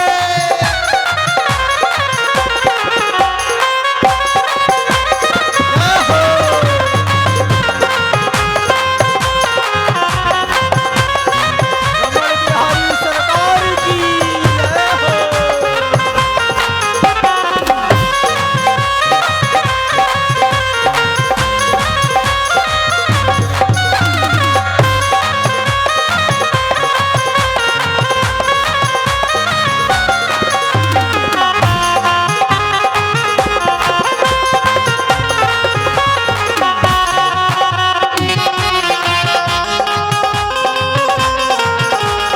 श्री वृंदावन बिहारी लाल की हो।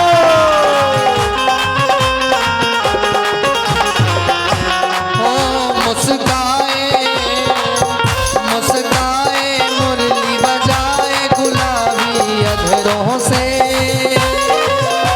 ओ कस कस तीर चलाए नसीली नजरों से।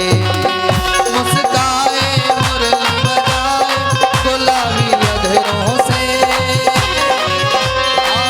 कस कस तीर चलावे नसीली नजरों से। घुंघराले घुंघराले हलके नागिन सी लटकारी की। घुंघराले हलके नागिन सी लटकारी की। जाऊं बार बार बलिहारी मेरे रमण बिहारी की। जाऊं बार बलिहारी मेरे रमण बिहारी की।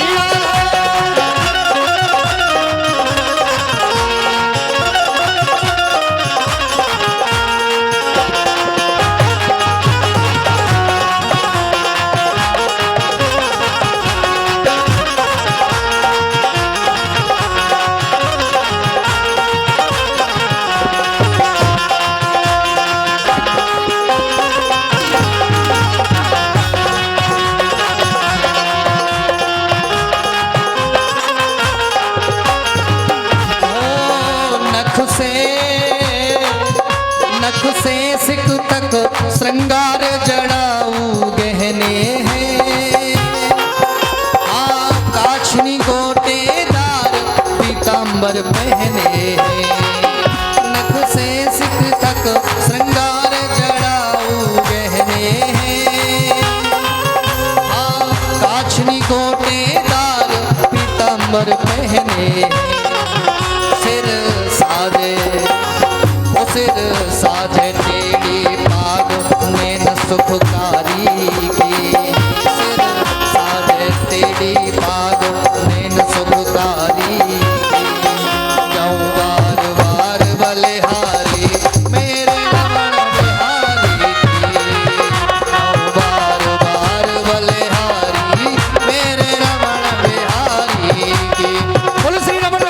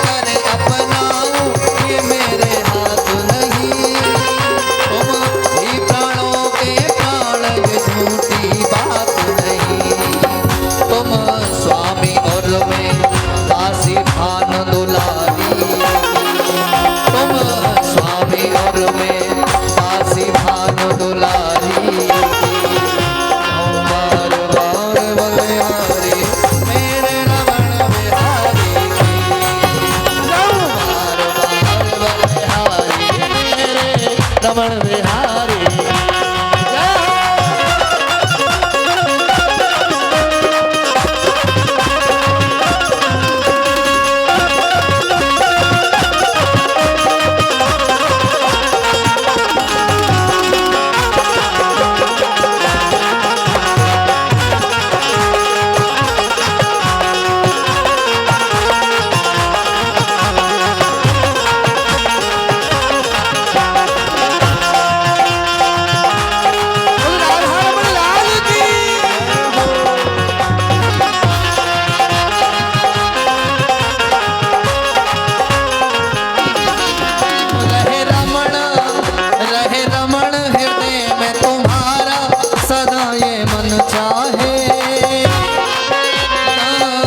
संबंध हमेशा आपसे बन जाए, रहे रमण हृदय में तुम्हारा सदा ये मन चाहे।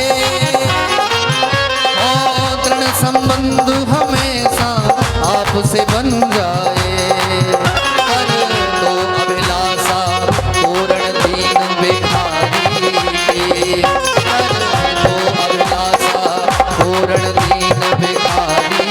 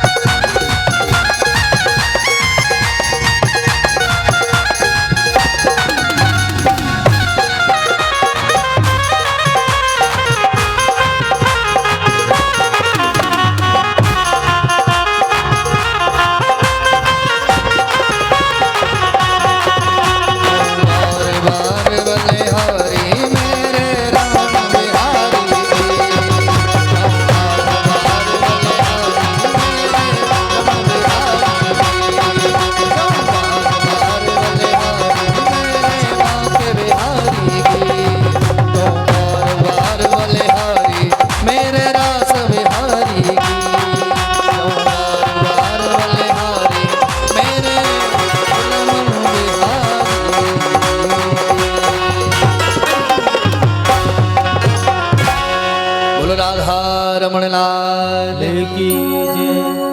बोलो श्रीमद् भागवत महापुराण की जय हो। आज के आनंद की जय हो। जय जय श्री राधे।